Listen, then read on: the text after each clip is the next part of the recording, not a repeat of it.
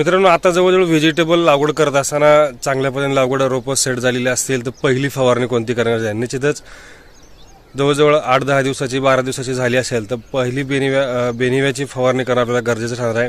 कारण बेनिव्या रसोषक किडे अर्थात पांढरी माशी असेल, मावा आहे, तुरतुडा आहे, माइट्स जे येणारे माइट्ससुद्धा असेल काही प्रमाणामध्ये, तर त्याच्यावरती सुद्धा चांगल्या पद्धतीने काम करते.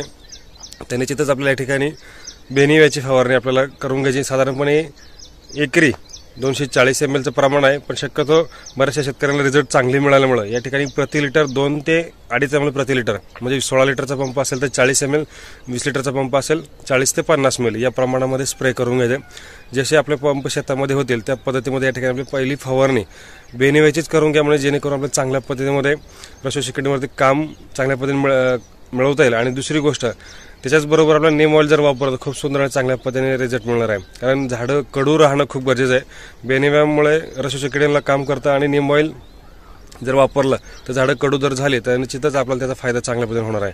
तर बेनिव्या आणि नीम ऑइलचं कॉम्बिनेशन घ्या, त्याचे रिझल्ट खूप सुंदर आणि चांगल्या पद्धतीने मिळतात. धन्यवाद.